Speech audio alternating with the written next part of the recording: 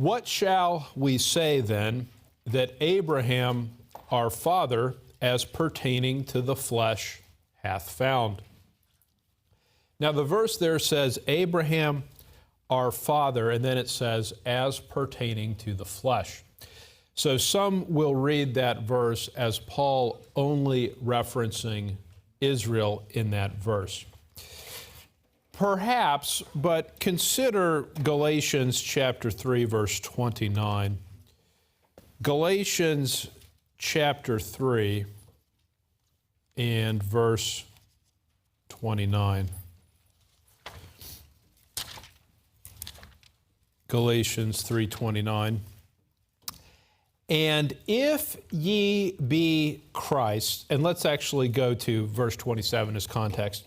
For as many of you as have been baptized into Christ have put on Christ. There is neither Jew nor Greek, there is neither bond nor free, there is neither male nor female, for ye are all one in Christ Jesus. And what verses 27 and 28 are saying today is when someone has faith in the gospel, you're placed into Christ, whether you're male or female, whether you're Jew or Gentile, there's none of those differences mean anything. Now notice verse 29. And if ye be Christ, that means you're in Christ by faith. Notice what it says. Then are ye Abraham's seed and heirs according to the promise. What we're going to notice this morning in Romans chapter 4 is that Abraham is a symbol that Paul uses, very similar to how James also uses Abraham as a symbol. So go back with me to Romans chapter 4. Verse 1 says this, What shall we say then that Abraham our father as pertaining to the flesh hath found? In other words, what did Abraham learn from God's dealings with him? Verse 2, For if Abraham were justified by works, he hath whereof to glory, but not before God. What verse 2 is saying is this, if justification is by works, then you have something you can glory in. You have something you can boast in. So for example, if the way that you get justified, and the idea there of justification is declared righteous with God, if you got declared righteous by keeping the law, or tithing, or water baptism, or any particular works that you perform, then you could glory in that. You could say, well, I am justified before God because I did A and B and C and D, and therefore I earned it. But notice what it says there.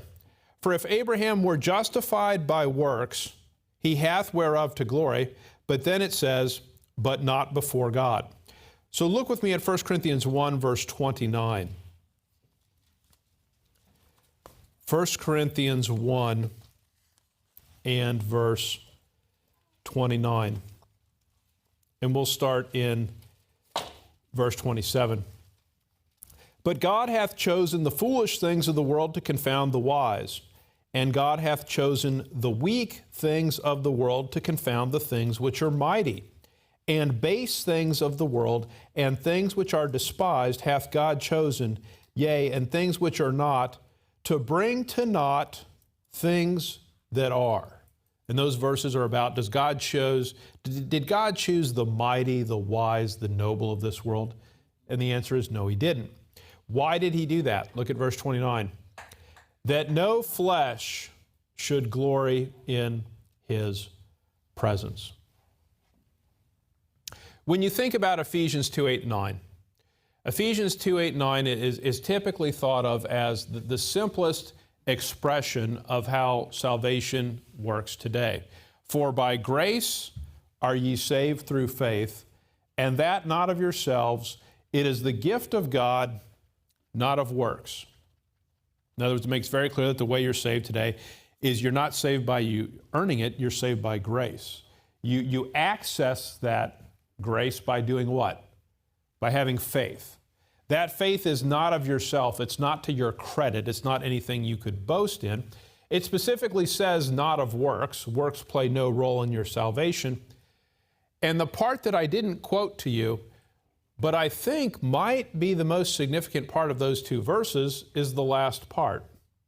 For by grace are you saved through faith, and that not of yourselves. It is the gift of God, not of works, lest any man should boast.